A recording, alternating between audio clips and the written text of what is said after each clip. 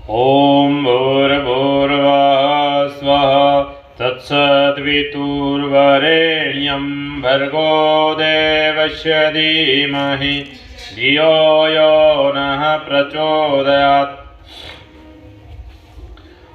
धृतव्रतो धनदा सोमवृद्धः सह हि वामस्य वसुनः पुरुक्षुः स जग्मीरे पाथ्यारयो अस्मिन् समुद्रे न सिंधवे યાદમાનઃ। ઋગ્વેદમાં કહેવામાં આવે છે કે સમુદ્રને કોઈ કામના હોતી નથી, છતાં અનેક નદીઓ તેમાં સમાઈ જાય છે। આ રીતે ઉદ્યમી પુરુષની સેવામાં લક્ષ્મી હંમેશા હાજર હોય છે, એટલે કે જે ઉદ્યમ કરે છે, પુરુષાર્થ કરે છે, તેને ક્યારેય ધનનો અભાવ સતાવતો નથી। સેવા પરમો ધર્મ। બીજાની સેવા કરવી એ સંસારમાં સૌથી પુનિત અને પવિત્ર કાર્ય છે। સામૂહિકતાની ભાવના ધર્મનું એક મુખ્ય અંગ છે।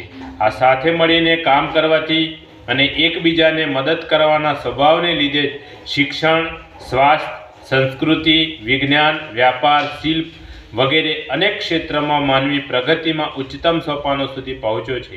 સમાજના ઉત્થાનના કાર્યો માટે આપણી ક્ષમતા અને પ્રતિભાને વાપરવી, દીન, દુઃખ, રોગી તથા લાચાર લોકોને મદદ કરવી, સત્કાર્યો અને સત્પ્રયાસોમાં જોડાયેલા સમાજસેવી સંસ્થાઓને દાન આપવું એ આપણો ધર્મ છે।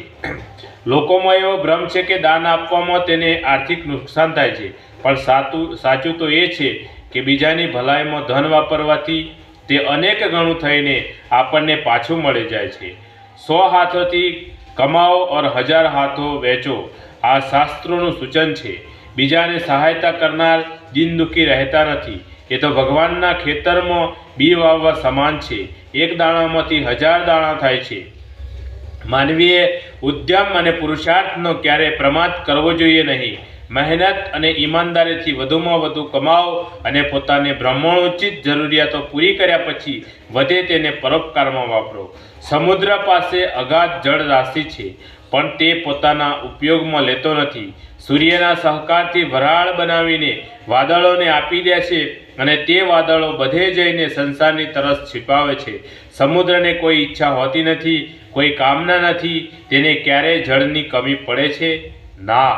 અનેક નદીઓ સતત તેને જળથી ભરતી રહે છે। આ રીતે જ પુરુષાર્થ અને પરોપકારમાં જોડાયેલ માણસને ક્યારેય ધનની ખોટ રહેતી નથી।